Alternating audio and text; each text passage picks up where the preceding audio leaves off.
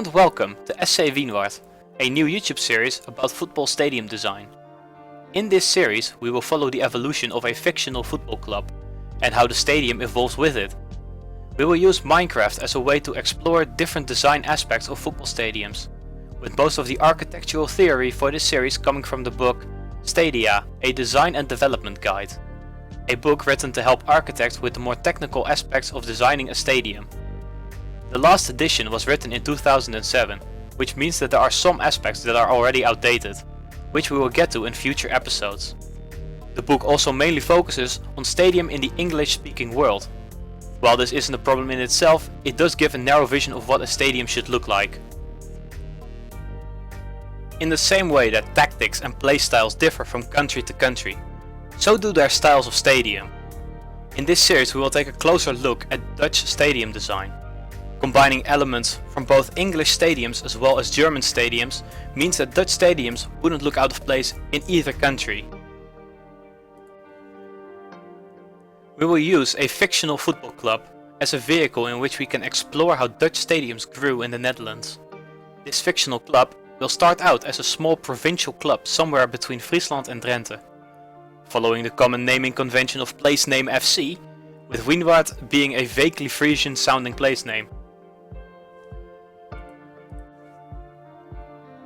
Many football clubs during the early days of Dutch football were offspring of existing cricket clubs or omnisport clubs.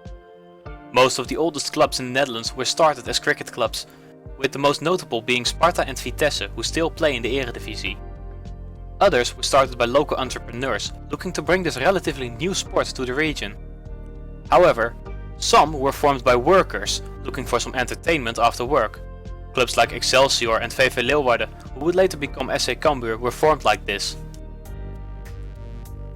Our fictional football club SC Wynward was started by such workers. In this timeline in 1910, a group of workers managed to collect enough money to buy some kits and a few footballs. And with this, they were allowed to compete in the local competition in the north of the Netherlands.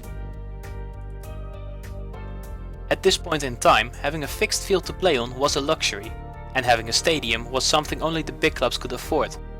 Those clubs who had their own field didn't have the accommodations to really be called stadiums, usually only some changing rooms and a cantina.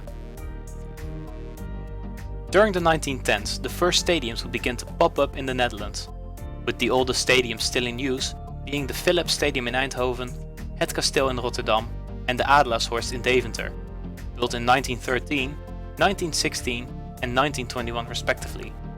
These first stadiums were usually not very big. These stadiums had a single grandstand with changing rooms and offices underneath.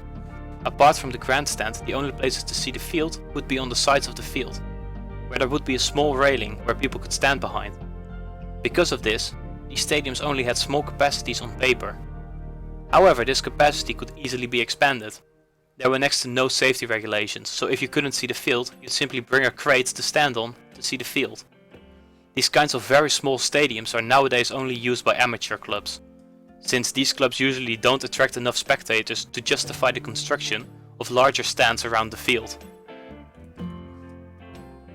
As the sport became more popular, clubs would find that their stadiums simply did not have large enough capacities to house all the spectators safely.